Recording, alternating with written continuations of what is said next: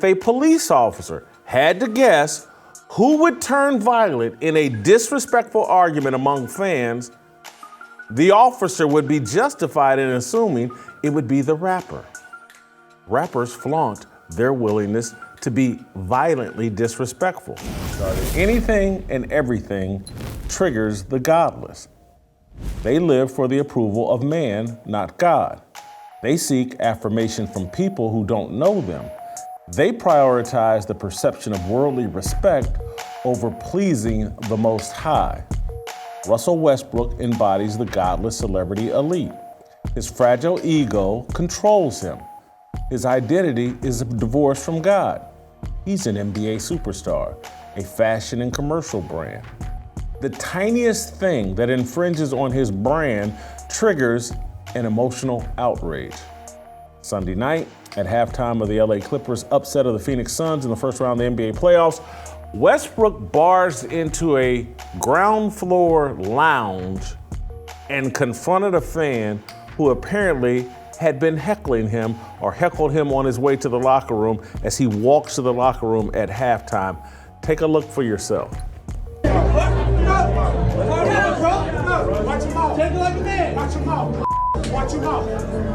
Straight like that. Watch him out. Talk about it. Be about it. Can you imagine that? I mean, the confrontation, like everything else in modern America, was captured on a cell phone video. Fans have been heckling athletes for more than 100 years. This is the first time I can remember an athlete barging into a lounge to berate a fan. But it's not that surprising. The relationship between athletes and fans has been rapidly deteriorating for at least 2 decades. 19 years ago, the Indiana Pacers declared war on Detroit Pistons fans inside the Palace. Then NBA Commissioner David Stern sided with his paying customers, issuing harsh suspensions and fines against Ron Artest, Steven Jackson, and several other Pacers for fighting with Pistons fans. Looking to maintain access to the athletes, many elite media members sided with the players. In the 9 years of Adam Silver's reign as commissioner of the NBA, the divide between basketball players and fans has grown much worse. Adam Silver is petrified of the players. It's now common for NBA players to have paying customers ejected from the arena for shouting things players used to laugh off and or dismiss. Remember, I grew up at a time where business people said the customer is always right. The NBA says the customer is always wrong. The players dismiss very little today. They are their own gods. Taunts are blasphemy. Their self-esteem is directly tied to the level of worship they receive. This weekend, at the inaugural Fearless Army Roll Call Men's Summit, I ended my speech talking about the importance of men embracing their identities in Christ. I asked the more than 700 men assembled to toss aside the political, sexual, racial, and work identities and identify first, foremost, and only as Christians. If Russell Westbrook's sole identity was Christian, he would not be bothered at all by what a fan shouts at him. He would be living a life to win God's respect and realize the futility and worthlessness of man's respect. Westbrook has rabbit ears and is in constant controversies with fans and media because he's seeking the approval of the wrong people. He has accused Utah Jazz fans of bigotry. He scolded a small child who playfully touched him courtside. For years, Westbrook attempted to bully an Oklahoma sports writer he did not like. Westbrook has threatened TV personality Skip Bayless over the nickname Westbrick. When you seek an identity outside child of God, it makes you vulnerable to insecurity and easy to trigger. The rapper E40 suffers the same problem. Gold chains, millions of dollars in fame do not strengthen a man's self-confidence and cool. On Saturday, E40, a prominent Golden State Warriors fan, got escorted out of his seat by Sacramento Kings security because he beefed with a female fan who heckled him. course, E40 said he was tossed because of racism.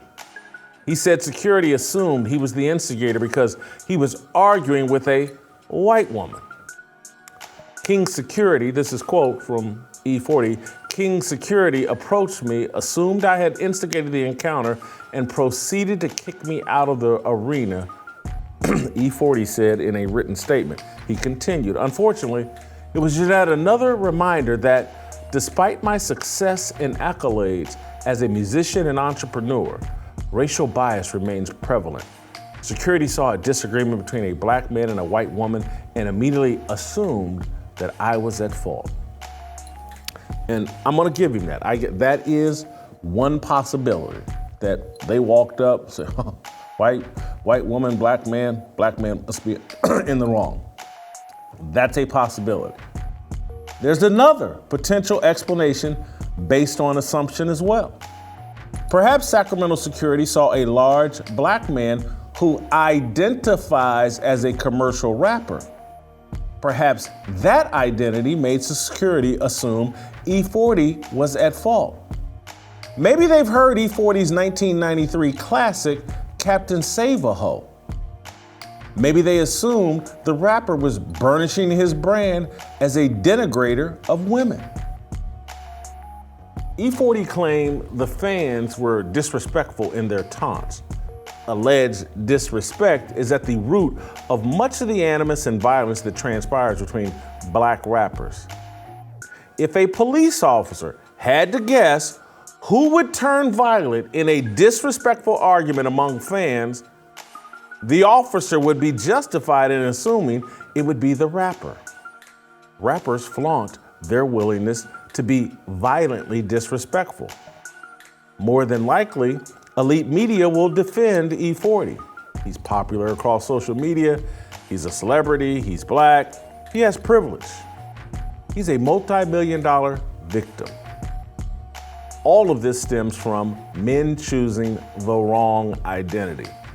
Men take pride in being conservative, liberal, Republican, Democrat, black, white, brown, gay, straight, bisexual, transgender, or whatever. All those surface level identities give men plenty of room to misbehave. None of those identities compel men to behave righteously. When you take your identity in God, you care very little about what man thinks about you. You don't get triggered by the taunts of fans. Russell Westbrook and E40 are weak men.